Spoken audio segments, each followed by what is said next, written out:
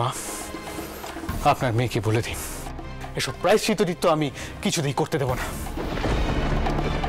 বাবু সেই কথায় আমি কথা বলছি, কোনো প্রয়োজন নেই ভোপালের গোষ্ঠী করার, কোনো প্রয়োজন নেই।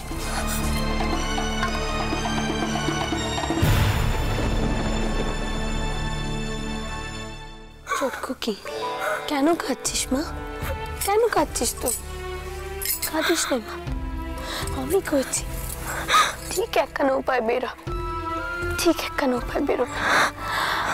হ্যাঁ, হয়তো ঠিকই একটু সময় লাগবে, কিন্তু সব কিছু ঠিক হয়ে যাবে। তুই দেখিস, যেমন আগের বার হয়েছিল, সব কিছু ঠিক হয়ে যাবে। সব দোষী আমার, তাই না? সব দোষ আমার।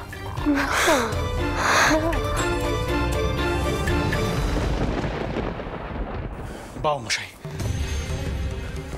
বাবা মশাই। বাবা মথুর, তোমার বাবা মশাই গেছেন ব্রাহ্মণদের সঙ্গে কথা বলার জন্য। কিসের কথা? কিসের কথা বাবা মশাই?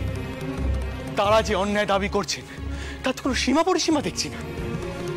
যা সমস্যা হয়েছিল তা পারিবারিক সমস্যা, তা সাংসারিক সমস্যা, তার মধ্যে তারা বাড়ি বয়ে এসে বিধান কেন দিয়ে যাবেন, আর আমরাই বা তা মানবো কেন?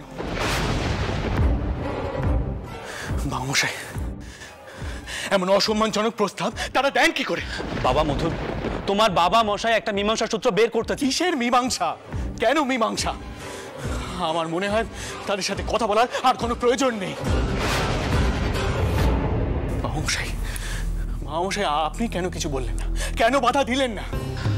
দেখো বাবা মথুর, তোমার বাবা মশাই বিশেষভাবে চান যেন ভোপালের জন্য পুজোখানা হয়, আর তাকে বিশেষ দোষও দেওয়া যায় না। তার কারণ ভোপাল তার বংশধর, তাকে বাধা দেওয়া আমার উচিত হবে না, তাই আমি তাকে কিছু বলিনি।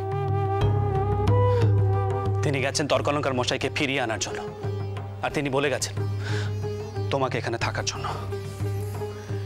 আমি এখানে থাকার জন্য এসেছি বাবা মশাই।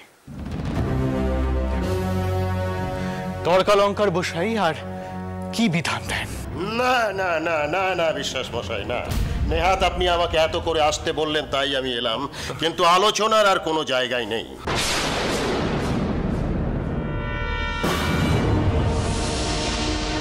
দেখুন, আমরা যা বিধান দিয়েছি তা মেনে নিতে আপনার পুত্র এবং পুত্রবধূ অস্বীকার করেছেন।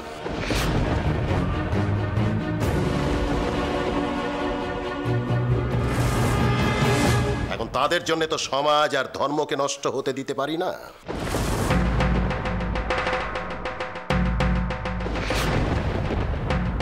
সমাজ এবং ধর্ম তাদের থেকে অনেক অনেক বড়। আমি সব বুঝতে পারছি তর্কালঙ্কার মশাই, আমি সত্যিই সব বুঝতে পারছি, কিন্তু আমার পুত্র তো এই যুগের ছেলে, একটু আধুনিক মনস্ক। তবু সে আপনার কাছে ক্ষমা চাইবে বাবা মথুর। না বাবা মশাই,